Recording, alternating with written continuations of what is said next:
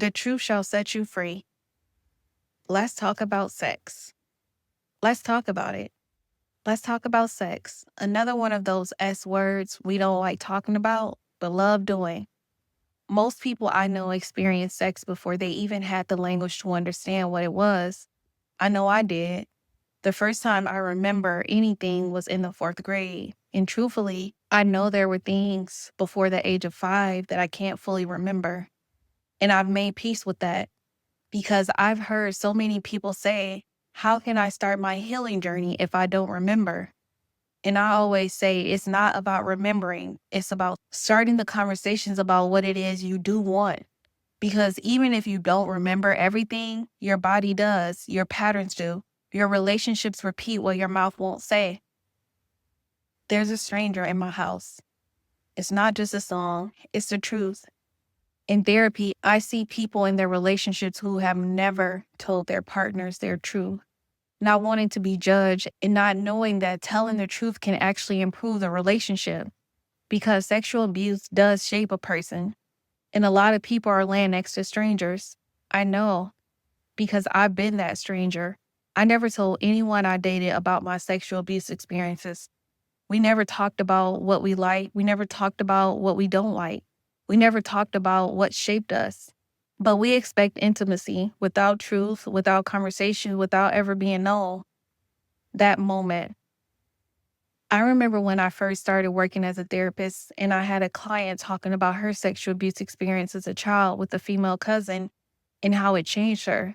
She said she was always a girly girl, and after that, she became more of a tomboy. And hearing that, being in that moment made something click for me because I experienced the exact same thing. Up until that point, I never wanted to label that experience as sexual abuse. And after that moment, I encountered numerous women who had similar stories and also did not want to label it as sexual abuse.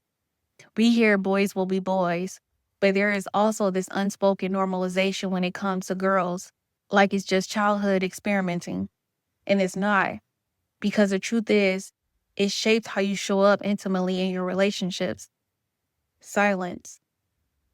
After having so many conversations with people, men and women, what I've realized is we stay silent about sexual abuse experiences. We don't talk about it at all. Sometimes people go their entire lives without ever saying it out loud. I've talked to people in their 40s, 50s, 60s, even 70s who have never told anyone about their sexual abuse experience or even their needs.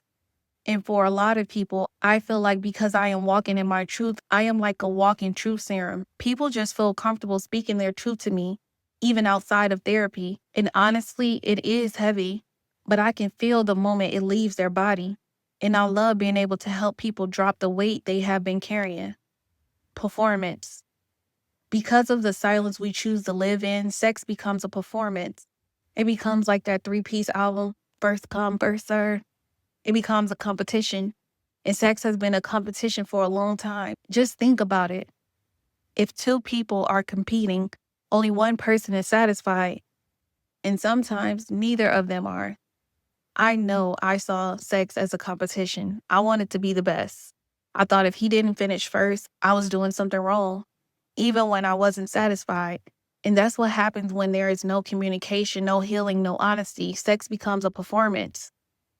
More than physical. Sex is not just physical, it's mental, it's emotional, it's spiritual. But most people only experience a surface version of it. The physical part, the visible part, the part that doesn't require vulnerability. Because we avoid the conversation that brings all of us into the room. We avoid talking about our past. We avoid talking about what shaped us. We avoid talking about what we actually need. So we show up with our body, but leave our truth behind. And then we wonder why it doesn't feel like connection. Real intimacy is not just access to your body, it's access to your truth, your thoughts, your feelings, your experiences, your desires, your boundaries. And when those parts of you are missing, it may feel good, but it won't feel safe and it won't feel full. Choosing me. After I started choosing me and putting myself first, I realized I was sharing my body before I ever learned how to protect it. Celibacy became part of that journey. It's been over 2 years, And it was necessary. I needed to cleanse. I needed to stop exchanging unhealed energy. I needed to learn how to honor my body, not just share it. Because intimacy is not just physical, it is energy. And every time you connect with someone, you are exchanging something, whether you acknowledge it or not. Let's really talk about it. Since we're talking about sex, let's really talk about it. The conversations that need to be had before sex, not after, before. What is intimacy to you? What do you desire? What has shaped you sexually? Are we talking about sexual health? STDs? When was the last time you were tested? Are we talking about boundaries? Are we talking about what we like and what we don't like? Or are we just going off of assumption and attraction? There are people having sex with no commitment, no conversation, no understanding, just energy exchange. Then wondering why they feel off after, why they feel connected and disconnected at the same time. Because your body knows, even when your mind tries to ignore it. What it really is. Sex is not a competition. It is not something to win. It is not something to perform. It's an experience. It's a connection. It's communication. It's being fully seen and fully seeing someone else.